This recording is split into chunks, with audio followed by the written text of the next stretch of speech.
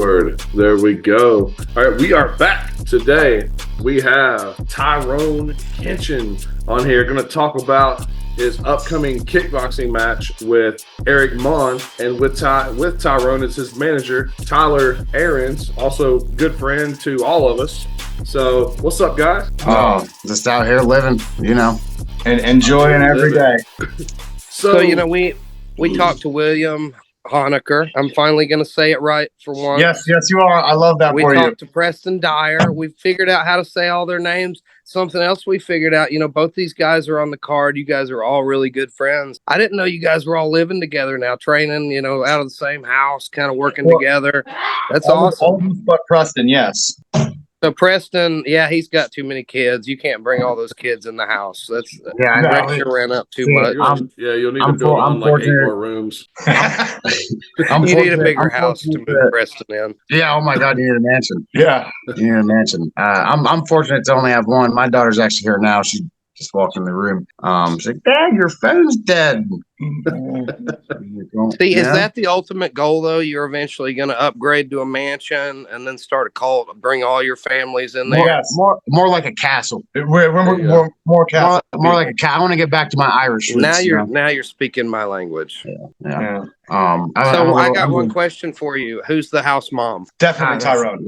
Definitely Tyrone. Probably me. Definitely Tyrone. I would say me. I have to crack the whip a little bit. I can see that. Look at Tyler. You can tell he's a degenerate. Hey, I'm the cleanest looking one here right now, all bald and shiny. Keith should be happy. I got a shout out for him with the head. Who's the troublemaker? Is it William? The old dog yesterday. The troublemaker? That depends on the day. It could be any one of us on any day. Who's the guy that's leaving out all the dishes and the cans? Definitely William. Definitely William. Definitely William. I'll say it live right here. And he knows we will. William, you got to get your shit together when you're living with people. I've learned that too. So, Mama's Eric not going to clean up after you anymore.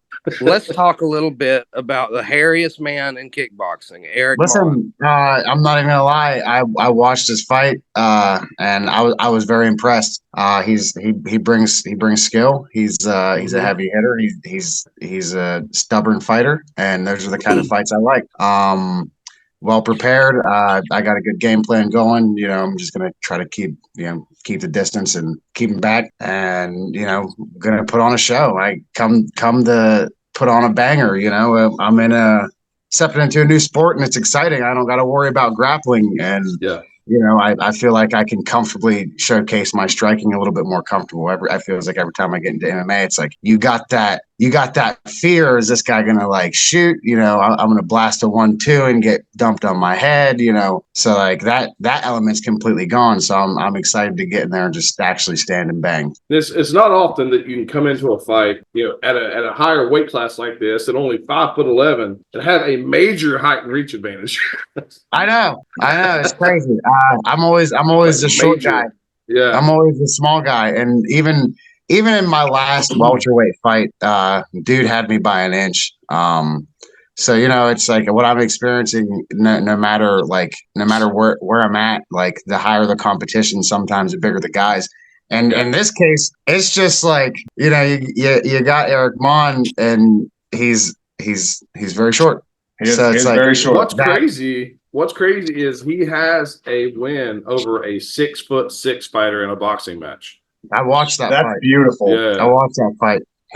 That's impressive. He was throwing some heavy hooks to the body. Oh, yeah. And he's definitely very comfortable punching up at his weight class, and that's beautiful to see. Yeah, but all in all, man, super excited. I think he's excited too, and I think we're gonna give the people the show that they're really looking for. Absolutely. And that's what I come to do. You guys know me. I come to put a show on, win, lose, or draw. I just this is amateurs, so it's like this is your experience. I'm trying to get my experience. I am going to try to within this year or next, I'm going to try to go pro. So I'm just trying to get the requirements for Ohio too. As Ohio, you need 9 fights.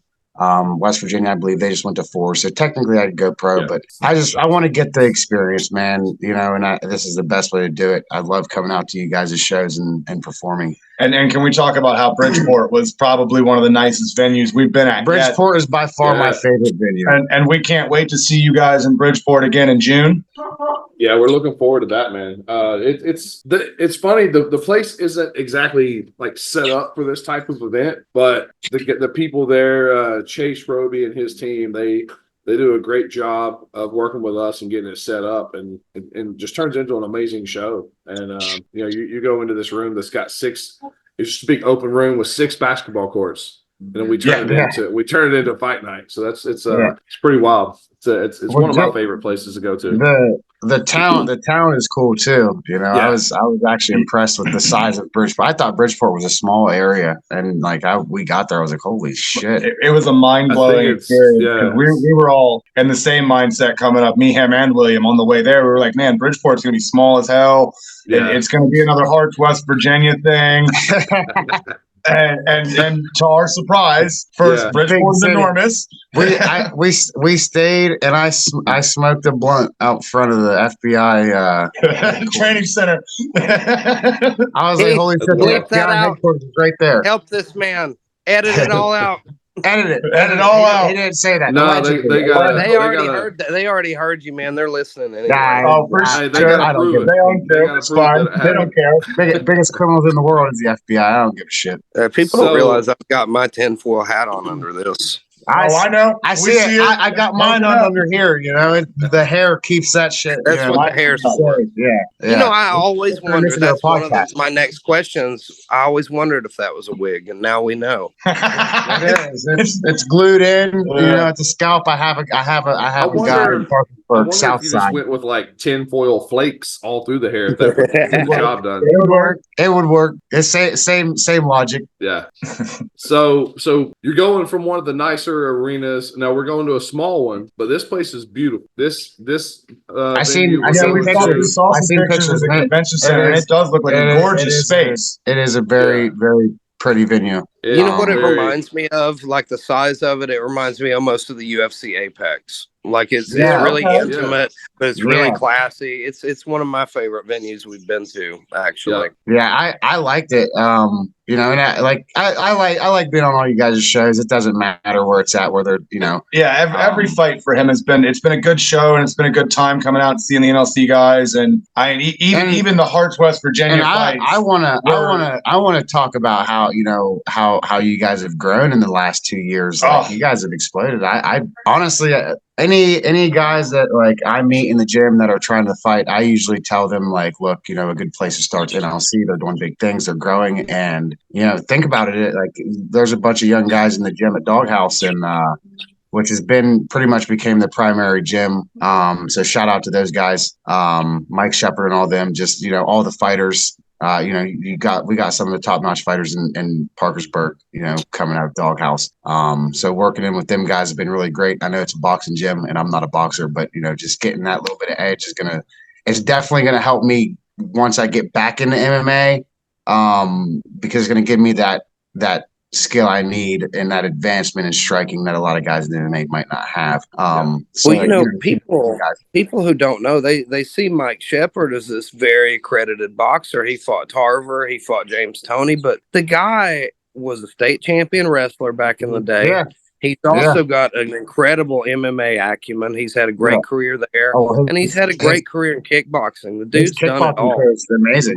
They've got a switchback MMA, which is switchback jiu-jitsu. That's switchback jiu-jitsu. Yeah, they're affiliated with Butch, and they're in the same gym with you guys. Yeah. You did some work with those guys. I actually started training with Joe back in the Ronin days, because he was going there early, but him and a bunch of a couple guys, they started their own gym and started kind of running an area in Doghouse and started bringing their jiu-jitsu, and they top notch guys, probably some of the best jiu-jitsu artists in the area. I'm not even gonna lie, Joe Villers is a savage on the mats. He's a dog. He put me in a twister or banana split one time, and he completely let me put myself into it. He didn't have to do anything. I was like, yeah, I'm getting this dude, and I'm like a white belt, and he's like, purple belt at the time, and he's like chuckling And I'm like, I feel myself starting to twist up. I was like, oh shit, he got it. And there I am, legs spread eagle and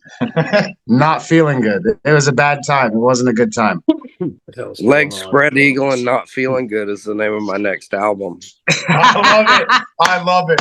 Hey, but we want some royalties. Hey, but that's jujitsu. You know, sometimes you find yourself aggressively being twisted up by a man that might be better than you. So one thing we got to talk about, you know, your last fight. What about that opponent? That fighting style? Do you think that's going to catch on? I hope not. Okay, so you know, you got like it was a wild style, and you know, sometimes you got to be careful in those kind of fights. You know, for me, it's like a lot of the fights that I've had have been against super skilled technical guys. So you know, you go in knowing you have to be just as technical. And then you know, sometimes you get these wild opponents that just come swinging wild, and I didn't want to go to wrestle. You know, like I said, I'm really trying to up my striking and just become more of a confident striker. But sometimes, you know, when you get a guy like that, you are entering a game where he does not give a shit. Yeah. He's there to swing for the fences. And as a technical fighter, you know, it's you can counter, but you're going to eat some shots. Yeah. I don't give a shit how good you are. You're going to eat some shots, and they don't feel good. No, they're heavy shots because they're 90s, 100% shots coming in every time. You know, nothing opening up, nothing like trying to be set up. It's just, you know, things blasted. So you got to be careful. You know, being a technical fighter, you know, you don't want to come in and get caught with a random stupid punch and the fight's ended. Yeah. You know, so you know you got to. Joey cares to get hit. No, he didn't. He did not give a shit to get hit. He seemed to enjoy it. He seemed to enjoy it, and I don't mind getting punched either. I enjoy getting punched, but also, you know, at the end of the day, like we're coming to perform and, you know, try to get the W. I mean, he also was one of those guys that you just, as many times as you hit him and as hard as you rocked, he had zero quit, and I respected that. Yeah. It was and you know, he did improve a lot. He improved more than I expected from his last fight, which I was surprised. And I had nothing but respect. It was a fun fight. It was also, exactly what I was looking for, was just a scrap, and it was a scrap. And also on that same note, congratulations to him and his gym. They just had a fighter at Parkersburg Tough Man a couple weekends ago. I mean, he lost, but at least that's recognition for his gym getting out there. So at least a shout out to him for that. Yeah. He's got a little wrestling, program going too. It almost reminds me of myself, because I'm that hard-headed guy usually, and most of my fights are like, dude, this guy he's not going to sleep. Why? You know, I just hit him with everything in the sink, and he looked at me, and he's just still coming forward. So you know, it was down, clenched up, still coming forward. There was a couple of moments like, damn, in that fight, I was like, I wonder if this is how a couple of people that I've fought in the past felt. You know, Eli Hawkins. Eli Hawkins. Yes. Eli Hawkins. Yeah. Hey, at least you smartened up and went for some takedowns, though. You're like not going to stand there to eat those. Yeah, I wasn't going to eat those all night. But you did. I think Honecker said, or somebody said, it was like 3 months later, you still had a little purple under your eye from it. Oh, yeah, he really did. It fucked it. You know, it was. He was not okay. Yeah, it was pretty busted up. I mean, I'm fine. I did, you know, nothing crazy for life. But yeah, it was a couple months before the blood left my eyeball. Yeah. But hey, listen, that's one of the fights that I look back on forever, and it's a fight that I'll always be proud of. I actually rewatched it back not long ago, and I was more impressed with myself than, you know, I gave myself credit for. Mm-hmm. And you know, you fought a lot more experienced guy, and you damn near won that fight. Like that was as close as it gets. And your wrestling was phenomenal. Like that's what nearly won you the fight against a guy who we all respect. Like Eli's a monster. Oh man, I respect Eli. He's the best kind of guy that you know, and he's a student of the game. So it was nothing but respect. You know what I'm saying? And I appreciate Eli for giving me that opportunity to fight someone so skilled with so much knowledge in the game, because it taught me a lot about myself, and it taught me a lot about the game and how to fight and just, you know, how to become better. Is that a fight that one day you feel like maybe you'd like to run back? You get a couple more fights under your belt, and maybe we see it again. we've talked about it. The whole team has talked about it, Elijah, several times. There was a conversation that was had that because we didn't know the standings and we didn't know like where belt holders or like running is, and we were just bullshitting, and it was if I had to go through Eli to get try a 185 belt, to try to get a 185 belt, absolutely. But I don't know where he's at. Is he still active with NLC? Fighting at the top. Yeah, Eli's at the top. Okay. Eli is going to be fighting in June for the 185 belt. We don't have an okay. He's also got a fight scheduled up in Morgantown, I believe, in between, doesn't he? I've seen the promotions. I've seen the promotions for that. And really, that all depends on where, because I'm still trying to hash out the weight class I'm trying to fight in. You know what I'm saying? Like I like fighting at welterweight. It's just it gets me down to that even level. You want to get to as low weight class as you can. If you can cut to that comfortably, that's where you should be. Yeah. But I know that there's got to be that itch in a fight that close to maybe one day run it back. Well, there's always that thought, and I want to give myself enough time to get ready because he is a very, very skilled and dangerous opponent. He has knockout power. His jiu-jitsu is amazing. His wrestling's amazing. He's a smart fighter. He's been doing this for a long time, so there is that possibility, and if it is, it'd probably be my last fight as an amateur. What kind of confidence did that give you, though, getting that close to beating him? Oh, major. It gave me a lot of confidence. It put him in a mindset where he only fights guys that are good. Yeah. That's all he wants. That's why I'm excited. And I bet you hate that as a manager. No, listen. I have told him since day one, I don't want you fighting scrubs. If you're going to make a name, you're going to make a name. You're not going to do it beating up dudes who can't fight. That's bullshit. Guys who take that route are, in my opinion, not destined to do what Tyrone's trying to do. Well, and a lot of guys. Tyrone, if I was managing you, I'd have you fighting homeless men. Them homeless men will just stab you, though. Where do you think we found your last opponent? It was at the gas station. Homeless. What was it you said during the fight? That's the strongest guy you'll fight in a gas station. That's great. But look, you have to fight these guys that are better than you. And I came into this career mindset with the mindset of I'm starting late. I started at 27. I do want to make something of this, and you're going to have to sacrifice your mind, body, and spirit to it, and that means sometimes you're going to have to fight a guy who has more experience, and you either have to find a way to best him or figure it out. And I forget the quote. It is, if you're scared, don't do it. If you're already doing it, don't be scared. So that's the mindset I carry into this game, and I do 100% want to pursue a career after amateurs. So like I said, if I'm going to fight Eli, it'll probably be my send off to the amateurs, I have a similar quote that I like. It's "Don't be scared, homie." Nick Diaz. Don't be scared. Don't be scared, homie. We were Stockton. Shout out Nate Diaz in the career, man. Fucking was such savages. Beautiful fighters. You know what I'm saying?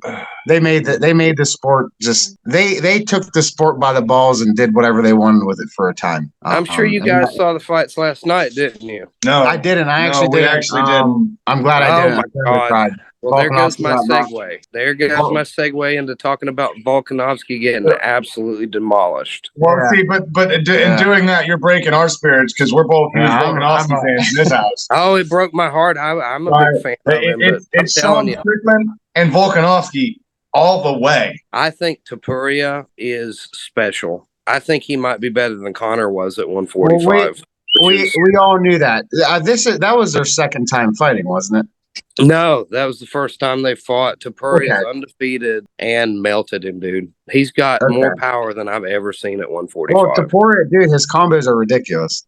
He's got some bananas. Boxing's fantastic. It's gorgeous to watch. But then that's what I mean. Like, dude, a lot of people don't even understand the power of boxing and MMA. Like, if you can just get a grappling school under your belt and really sharpen your striking skills, it takes you far in MMA. Because a lot of guys. What's terrifying about him, though, is he can do it all. That dude started Brazilian Jiu-Jitsu at 4 years old. He started Greco-Roman wrestling at 6.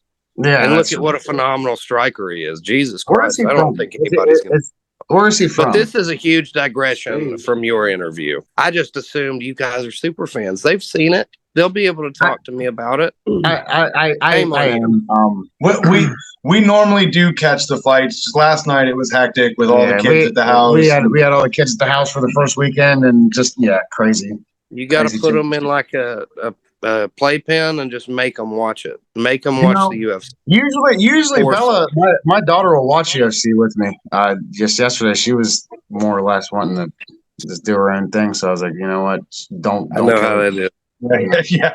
Don't kill each other. Don't play on the steps, dude. Our steps are like straight down. Our steps are dangerous. But if you're trying to lose weight, run these steps, man. I'm telling you. Up and down they're steep as hell. It's a good workout every day. So tell me, how excited are you to be fighting on the same card as two of your best friends? That makes me more exciting than the fight, honestly. Because it's been a minute since we've been trying to get Preston in there. It's been 2 years since Honeker's fight. Yeah, now here we are. We're all coming in on this card together. I'm excited. It really gives you that sense of team and togetherness. So I'm excited. I'm excited to be in Preston's corner. It'll be a new experience for me to be in a corner. I've never cornered. I've always been, just the fighter. And the fighter. So I'm actually excited to get in there and corner for my team and get my fight out of the way early. So that's going to be great. That works out perfect. What's that number 2? I would give you tips about cornering people, but I don't. It angers people. You got to be careful. You got to be real careful about it. You got to be diplomatic. Hey man, I get it. But I'm just there to support the homies and the team, man. Scream, Tyrone. Scream as loud as you can. Can't pound the thing. Nope, okay. You have to yell at them. You can't hit anything. You gotta try. Also, you can hit stuff until the commission tells you to stop. That's true. From the manager's position and being the guy that's going to be in all 3 of these guys' corners, I'm excited to see how hectic things get with 3 fighters fighting at 3 different points of the night. All of them cornering each other and the team moving pretty much together throughout the night. I feel like that's going to be an amazing thing to see. And it's going to be one of the best types of chaos. You guys will never forget that night. It's going to be a ton of fun. Okay, that's the chaos I live for. I'm going to give you an insider thing that not a lot of people know about. So at his last fight, I walked him out and cornered with Preston and William 2 minutes before he was walking out. Our boss for our day job, because we work together, was showing up. And I had been seating people to our section all night, right? And I'm like freaking out because I'm supposed to walk him out and corner. And he's not here. And he's got a $600 table. I'm like, oh, there's like half our fans. Yeah. 2, maybe 2.5 minutes before Tyrone's walking out, he's showing up and I'm seating him. And all the chaos, I don't remember making it back to the locker room, but I made the walk. Like it was one of those, it just kind of happened. So I'm excited to see that chaos on a much larger level. Most people don't know this, but Keith No has zero memory of any event that he's ever had. It's all just so chaotic. He doesn't remember any of it. I can imagine. Yeah, I can imagine. That's a terrible. What is it? 20 fights a night when you guys do fight night? Well, it's part of my job. At the end of the night, you've got to come up to Keith and he'll be like, "What happened? What happened? Who I got to talk him through the whole card." Then I have to go. I can imagine that's a chaotic role to play. He told me he just blacks out as soon as the event starts. He blacks out. I mean, but that's awesome though, because he can disassociate and just get his job done. And at the end of the day, that's what he's doing. He's a machine. Keith knows the machine. Yes, Keith knows the machine. Keith. That's your new name. My first event was an absolute mess, and I felt like I was a chicken with its head cut off running around. It was, but I've learned since then how to do some things. But it was really crazy because I'm like, all right, the commission. Oh, you were fucking during my fight. You was like serving nachos in the concession stand. I shit you not. During like that first event when I fought. I remember my fight. Keith Keith's like the dad at the Pee Wee football game. Like the parents, like, hey, we're short on staff in the concession stand. He runs up. I got it. I got it. That first show we had a lot of people no show. Like my help especially. It wasn't so like I knew I needed help and I hired people for different jobs, but like two of my friends were supposed to run the glove table. They show up late, like very late, and I'm like, all right, finally they're here. Let's go set this up. It's like we're like about we're like fighters are weighing in and everything, and the show's gonna be starting soon. And like I had all my gloves in a tote and I had the tables over there. I didn't want to set it all up and then have people steal it. So finally they show up and I'm like, all right, let's go get this set up. And I was telling them how to run it. Well, we go set the table up, get the gloves out, and like, all right, cool. Then I go back to doing something else. I look over, they're gone. Everything's set up, they're gone. Oh my God. So even after That's me explaining ridiculous. to them what all like here's what you're doing all night. They set up and left. They said, and then I asked them later, like, well, because after all of our gloves were stolen, I was running around like finding people who fought earlier in the night, seeing if they had gloves because we needed them for like the last 5 fights. So I was running around taking gloves from people. I can imagine Keith walking up. You got my gloves? You got gloves? Yeah. Give my gloves. And I had to send my friend to Walmart to buy tape and gauze. I bought enough tape and gauze for 10 shows. I had nothing left halfway through the show. You want to know a funny addendum to that? He got robbed. They told me that they thought that I had enough help that they could just go watch the fights. I'm like, no, you were running this job. They said, well, there was other people coming over here at the table. I was like, yeah, fighters who need gloves. So when people came over to get gloves, they left. A funny side note to that. 3 or 4 pair of gloves and running because I had like That's 40, terrible. 42 I fought pair that MMA night. gloves. Yeah. And it was crazy. I drove home in my gloves. Of course you did. And I thought the whole time, like I thought Keith is the coolest promoter letting us have our fight gloves. Let's keep our gloves. I bet you took the shin guards too, didn't you? No, I don't think I kept the shin guards. I No? didn't want it after that fight, dude. After that first victory, I didn't want to take my gloves off. I really didn't. Well, I didn't yeah, take you them got off lucky until gloves now. probably You can't midnight that night. You I still only have got them? to fight for 40 seconds, so I was like, I might as well keep them on a little while. Ryan Carroll wrapped my hands so good.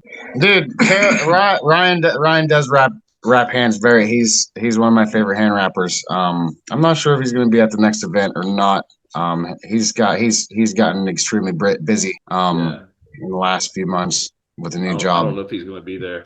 That first event, Ryan Carroll was wrapping. He wrapped a lot of hands, and he was just there to. I don't know who he was there with, but he was like, yeah, I can help wrap hands. And he said that he was sitting there wrapping somebody's hands and had somebody beside him waiting. And he had I had this big box of tape and this big box of gauze right in front of Ryan. And he said that somebody walked by and they grabbed the box of tape and gauze. And he was like, oh, hell yeah, I got some help wrapping hands now. No, that was just the person who stole it. What? Yeah. So somebody took it and walked off with it. And then he came to me asking if I had more. I was like, no, I haven't. I was like, bro, I got enough to wrap like 800 hands there. He's like, yeah, somebody took it. Like, what? Oh my God. Yeah, and I'm like, there's fighters coming to me, and the commission's like you're supposed to have tape and gauze so we can wrap people's hands. You're supposed to provide that. Like, I had it. I had tons. That's terrible. Who would you like if you look back on that? Looking back at the first event, who do you think did that? Because it's got to be a coach. It has to be a coach. Has to be a coach. I have my theories, and I don't want to call them out. That's fair. That's fair. He said we can't call him out live. I have my theories too, actually, and I bet we have the same theory. Yeah, I bet we do. Is it someone that I don't like? Yeah. Yep. That's who I thought it was probably. So I have a question for Keith. Yes. So I was watching Preston's interview, and you guys were talking about the stuff for title contention.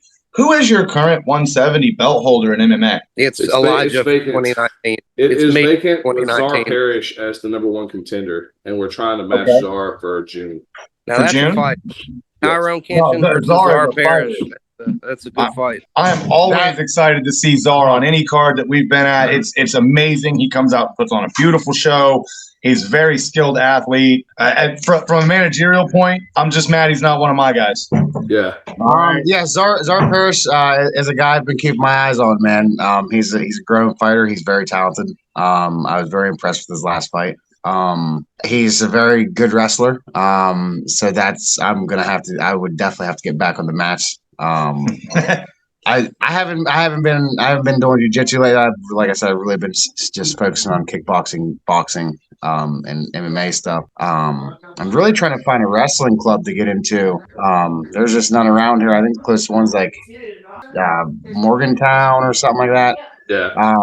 But yeah, no, like I said, I'm definitely trying to make a stand in welterweight. I do like 185. It's just my experience with 185 is I'm fighting guys that are just massive. Yeah.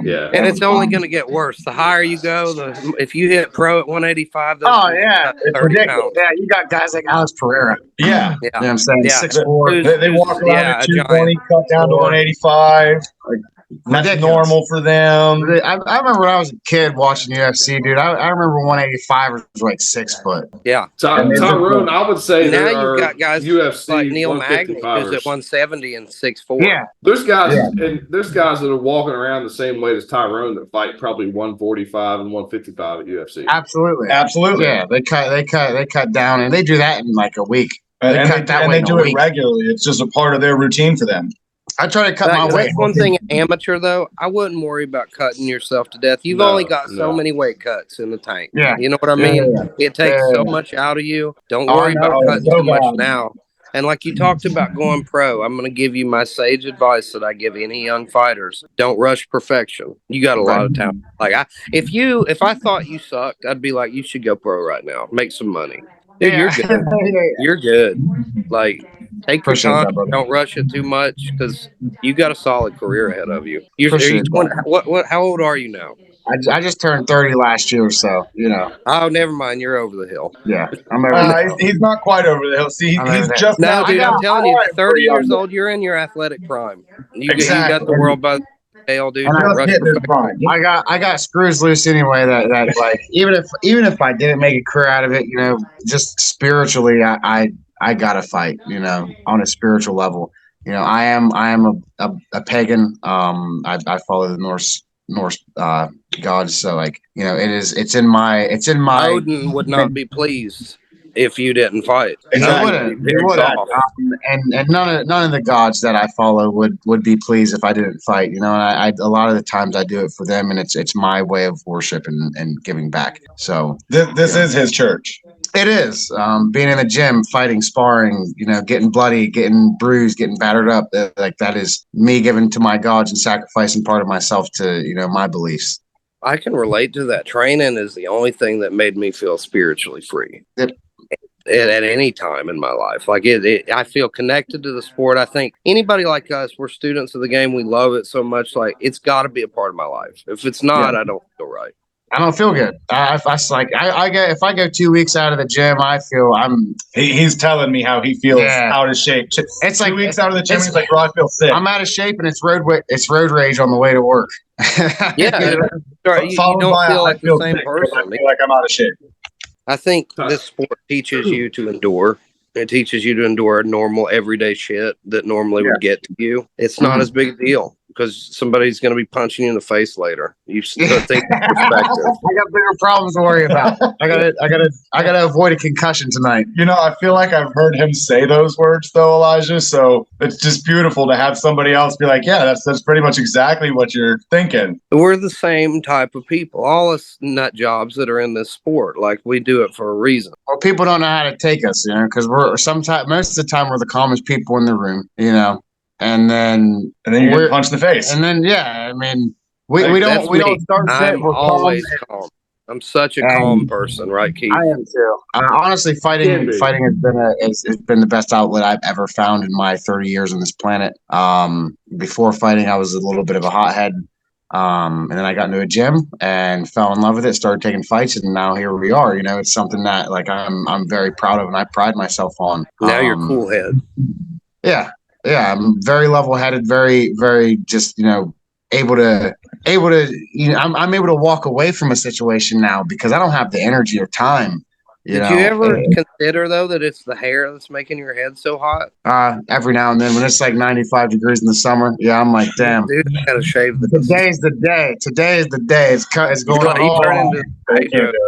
I can't. I mean, I used to rock a short fade back in like high school, and then I started growing my hair out. I had dreads for 9 years. I cut them because street fights. I got in street fights and people pulled my hair, and lost a lot of dreads. So I just cut them, and then started with the curlies and the locks. There you go. Now I'm just picturing a fight with somebody with a handful of dreads. Dude, it's not pretty, and it hurt bad. They go to grab you, and they just come away with a handful of rope. Yeah, terrible experience, and it was even worse experience for them because they got dunked on their dome piece and fucking just cracked. Never grab his hair. Never. No. Never a good situation for anybody. Hey, no. Listen, there's a song you should just listen to. It's called "Never Fight a Man with a Perm." Oh my God, dude! I know that song. That's solid. That's one of my idols. Idols. Oh my God, that's some good, solid British punk. It is. It is, dude. Like they're good. I don't know what it is about them. What is it? Mercedes Marxist. I like Mercedes Marxist. I don't know if you've heard that one. I'll listen to that one. I've got a recommendation for you boys. Have you ever heard of Viagra Boys? What is it? The Viagra Boys? Yes. I have not. Yes. Rock loser. William plays all kinds of British punk and British hip hop all the time. All the European stuff. So like I have heard them. They're a Swedish band. Okay. Who's the Australian band, the Aussie band? I can't remember. I forget their fucking name. That's how I found idols. I cannot remember for the life of me. I forget their name. They're the Chats. Yes. The Chats.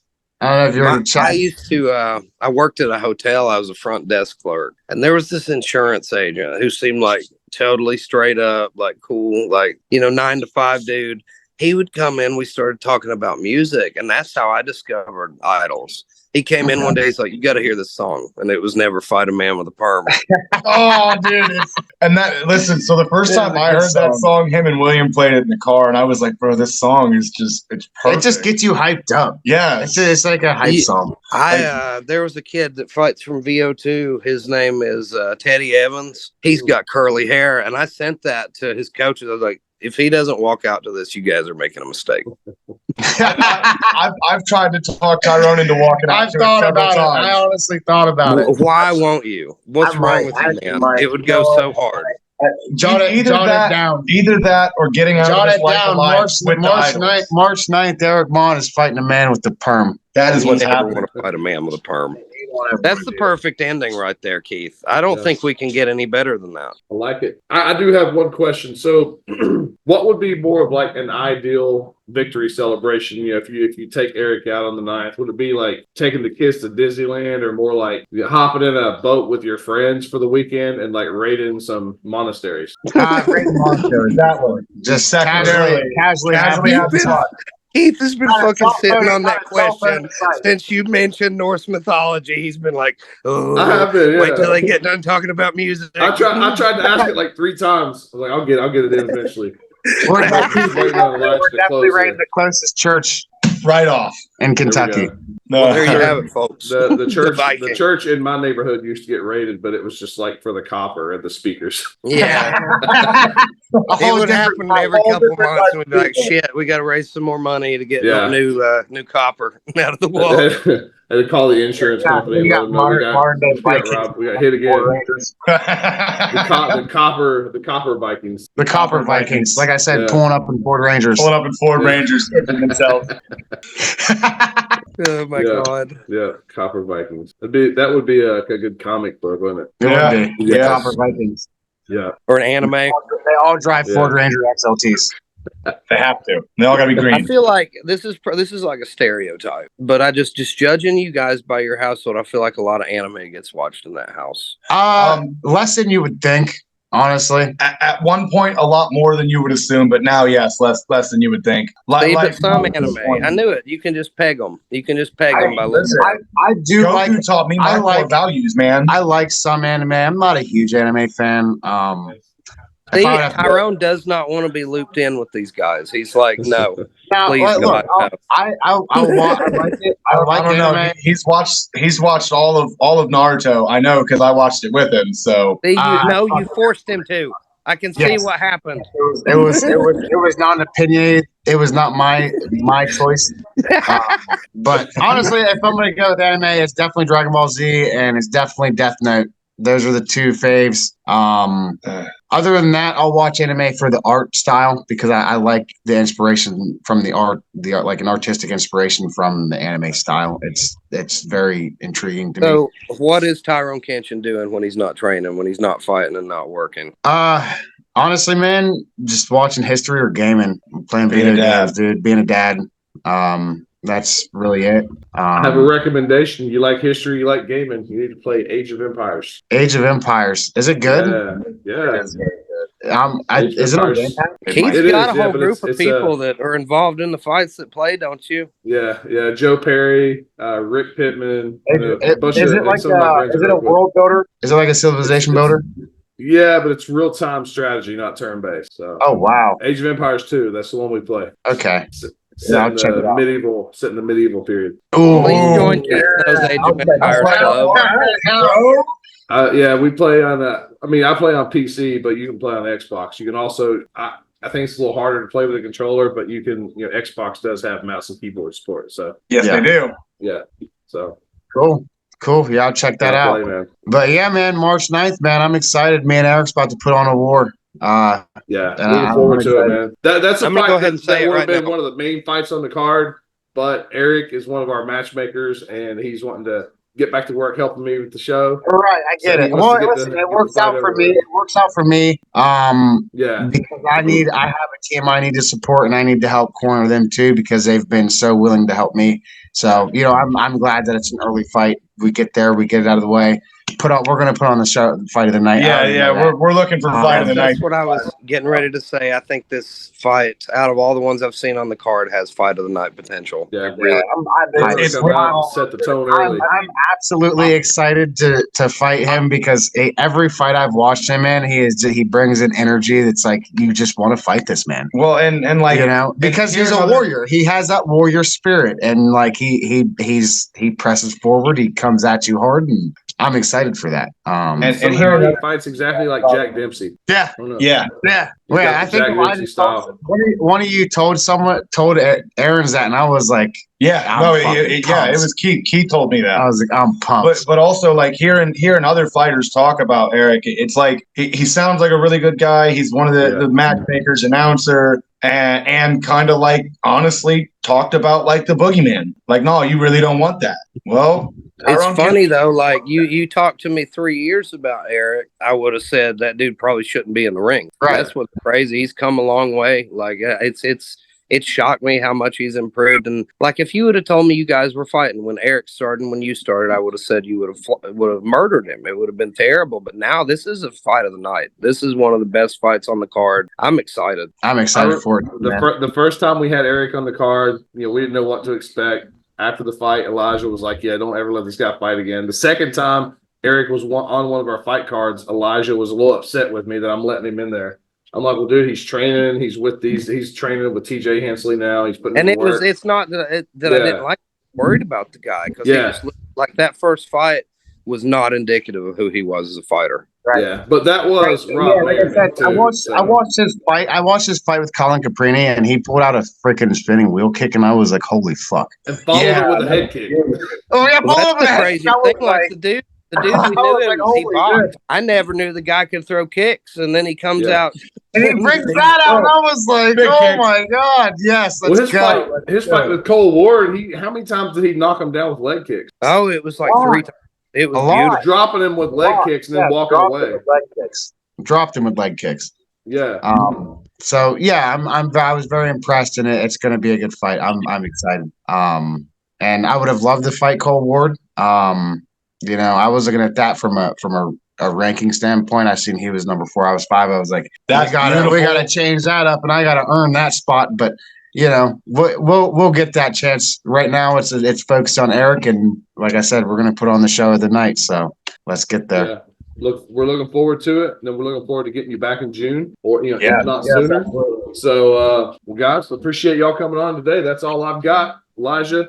Yeah. I think that's it for me. I'm just excited for March 9th, Catlettsburg, Kentucky. Hey, let's do it. Be a war. Yes. We will see you there. Yep. Tickets are available now. NewLineCagefighting.com, and the pay-per-view is going to be on our YouTube channel. You have to become a member, and it will be live. Is that on million? Is that through millions? YouTube. Are you sure you don't want to call me out before we go, Tyrone? Everybody all your buddies. Wait. Here's the deal. If it's in Kentucky, he'll go to 196. Okay, I have a call out. Tyler, I've been thinking about it. What do I weigh? Yeah. Right now, 193 and a half pounds. How hard would it be for you to get up over 200? I just have to start eating all the time. There you go, Elijah. Tyler Aarons, a battle of the minds. Battle of the minds. It's just you guys in the center of the ring playing chess. You know what? That's actually, what I'm thinking is there is Harry Potter trivia. There is a sport in Russia where they have chess boxing. Are you fucking serious? I'd do it. Let's do that. 100%. 100%. It's like like first round is chess, second round is boxing. It's like back and forth. If you can either knock them out or you can take their king. And I'm not joking. They have phone booth MMA, and they have chess boxing. So let's talk to the commission. We'll get a chess boxing match. Yes. Oh no! I'll just box you at 200 pounds in June if that's what you want. I'd have to cut something off probably to make it to 200 pounds. No, above 200. I mean, I can get above 200. That's fine. I'll box you. It'll be a debut boxing. It'll be my one and done. One and done. Debut boxing. One and done. Gonna have. I'm gonna fight. I think here's what I want. I want Grand Prix. I got to fight the whole team in one night. The whole team one night. Oh wow! Okay, so I got to win or lose. If one of you knocks me out, you just got to drag me out for the other one. I can't get that big. No, we're going to do open weight, like Pride style. Preston Dyer did challenge Elijah. We'll start with the small. We'll start with the biggest. I'll fight William first, then I'll fight Preston, then I'll fight Tyrone. Well, then I'll fight. Well, no, I got to fight Tyler, then I'll fight Tyrone. Then I'll fight Ryan Carroll. Then I'll fight Mike Shepard. That's the one. That's the one I look out for. What a way to go out, though. My you God. Might call Preston for a tag team if you're fighting Mike. His kicks are fucking ridiculous. That's why you got to save him for last. I've held the bag for Mike kicking liver kicks and body kicks, and I want to tell you what that man is all power and technique. It's gorgeous and it hurts. His 30%. When I get knocked out, you got to do like Weekend at Bernie's and just bring my body out there and for the other one. Yeah, we'll have him on commentary and we're over there. Just get like rigging and have me on strings like a marionette. Yeah, like a puppet. You control me from cage side. I just need to go get a soundboard and have like 30 of your saying. You say, yeah, no, oh my god. That way, when you're unconscious, you can just press the soundboard and Elijah's voice comes Great through. Job. Great job. That was beautiful. Beautiful takedown. Beautiful submission attempt. Oh, he tapped. We need to do that before I die. Just record a bunch of me like the UFC video games, and just that way I can commentate forever. Hey, I'm sure there's somebody out here that can mod video games that can put your commentary on there. That would be awesome, right? I would love to just pull up my UFC 5 and hear Elijah Thacker. You know what I think would be a good segment, actually, is if we could commentate like UFC fights or old Pride fights. Like cut the audio off and just watch like old fights, and then we call them. I mean, listen. We could do a voiceover to old fights and do a whole series. Y'all already got a YouTube page. It probably isn't that hard. That's what I'm saying. It's just getting hit with those copyright strikes for having the fight on the screen. That is what would get us. That's why we'd probably have to go real old. Shit you have to go so no. What you do to do the copyrights? You take Keith Knowles' head and you put him on one fighter, and you take Elijah Thacker's head and you put him on the other. Now it's no longer a copyright. You've changed it. That's actually genius, and I would love it. That's as good as writing a $1 million idea. That's why I always have to win. I got to be the guy that wins in every one of them because I'm very prideful. Keith's won enough with that wiggle move he does. By the way, Keith, shout out to that wiggle move you did in that at the event that Honecker fought in Hearts. That was gorgeous. Move. Yeah, you did a little shimmy and then jab. Oh yeah. I will never. I will never forget. Hands at your side. I seen some pictures of Keith No floating around when he was like, I don't know, 170 pounds. Small guy. Looked like a small guy. They used to call Keith No string bean. String bean. That was my pre-truck driving days. Oh. Yeah. The problem with driving a truck, it's like with your elbow, and that's where all the weight gain comes, because every time your elbow bends, your mouth opens. Yeah. You pack a lunch, and then when you actually get to lunchtime, your bucket's already empty, and you don't know what happened. Like, dude, where'd all my food go? And then you can stop at the gas station in your truck and get more food. That's why I'm a mechanic. And we don't get time to take our elbow to our mouth, and if we do, it's covered in grease. And you don't want that. I had some buddies that did it, and they packed nothing but cigarettes. They said because if they packed food, they were going to eat all of it. Oh, dude! I used to work in the trucking industry. I was a freight broker, and half those dudes, those long haul guys, they're on speed. Like I thought like they've got to be. They're doing 10-hour driving cycles, resting for 8 hours, and going right back to doing a 10-hour. Oh, they're not doing that, buddy. They're not going by DOT regulation. They'll be like, yeah, I can make a 16-hour trip in 10 hours, no problem, boss. Hey, allegedly, they say that. We don't want to be on the road. Well, I'm not giving any names, but most of them are named Mandeep or Gurdeep or Manpreet. Those Pakistani and Indian truck drivers are savages, man. Yeah, they really are. They are the worst and the best at their craft. Yep, they're efficient. 16-hour shift is like an easy day where they come from. Oh, dude, they'll drive like illegally around. It's crazy. Yeah, I know it. We have covered. What a way to end the show. We've covered every base. Yeah, it's a good way to end the show. My rant. We've done a mini podcast. All right. We've had I'm late for another podcast. I forgot. Who you got next? I bet Zane Fry's blowing me up right now. Yes, March 9th, Eric Monn. You can handle Zane Fry on your own. That guy has talked to me so many times, he's probably sick of me. How many times have you interviewed Zane? Like 4, I believe. I think we've talked like 3 or 4 times now. I feel like I know Zane like a son I never had. Today, Zane is interviewing me. Whoa, on his podcast. He's starting a podcast. I'm episode 1. I believe Elijah that he's going to be getting you on there too, Elijah. So he better after all the times that I've talked to him. This interview at Keith. What's up? Where can we watch this interview at? This one? No, not the one we're on. The one that you're going to. It's on the dark web. Yeah, I think it's on the dark web. I'm not sure of the address, but I'll let you know. Absolutely. Just post it on Facebook. Yeah, we'll come watch it. You know us. All right.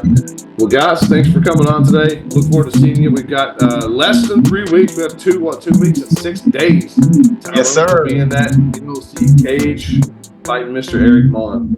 Looking forward to it, guys.